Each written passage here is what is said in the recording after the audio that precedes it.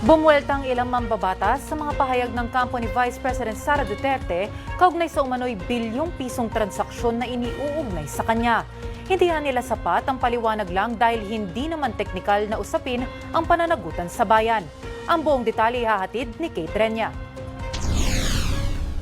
Dalawang mambabatas ang nagpahayag na nananatiling malaking tanong ang pinagmulan at galaw ng halos 6.77 billion pesos ni Vice President Sara Duterte at ng kanyang asawa na si Atty. Manasseh Carpio na tinukoy ng Anti-Money Laundering Council. Anila, posible itong magbukas ng issue ng di maipaliwanag na yaman at pananagutan sa publiko. Iginiiti Bicol Saro Party List Representative at House Committee on Public Accounts Chairperson Terry Ridon na kung hindi mali ang ulat ng AMLAC, malinaw na totoo ang sinasabing bilyones na galaw ng pera sa mga bank account ni VP Sara.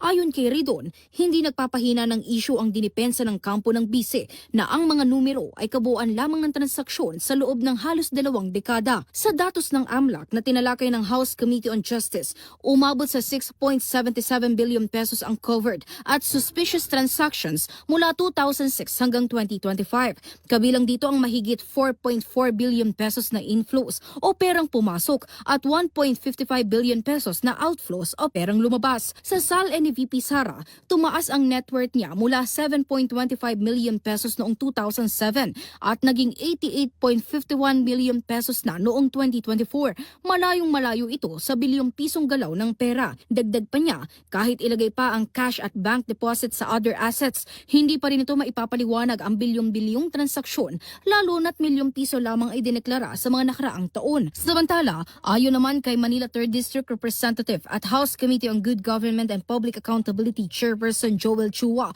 posibleng mas malaki pa sa 6.77 billion pesos ang aktual na perang dumaan sa mga account. Paliwanag niya, nakabatay lamang ang datos ng AMLAC sa covered at suspicious transactions o iyong mga lampas sa 500,000 piso, kaya hindi pa kasama rito ang mga mas maliliit na halaga na hindi na-report. Dagdag ni Chua, mahalagang tignan ang kabuoang galaw ng pera upang matukoy kung may tinatawag na unexplained wealth.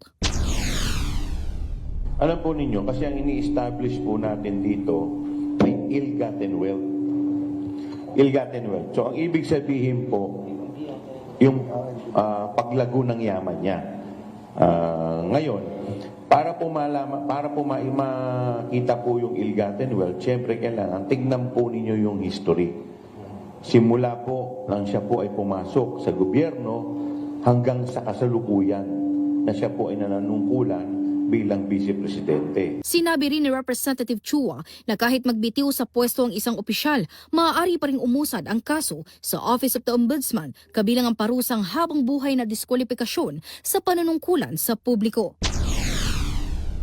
Kaya kami po, sa party po namin, ako po naniniwala, kahit po siya mag-resign, dapat po yung issue po o yung sa usapin po ng perpetual disqualification ay dapat din po yan na sagutin o desisyonan. Kasi ang magiging prayer po dito, once na ito po ay inendorso na sa Senado, ang isa po sa mga prayer dito ay perpetual disqualification. Dapat po yan ay resolbahin din ng Senado. Para sa totoong balita sa Bagong Pilipinas, Kate Ranya, Congress News.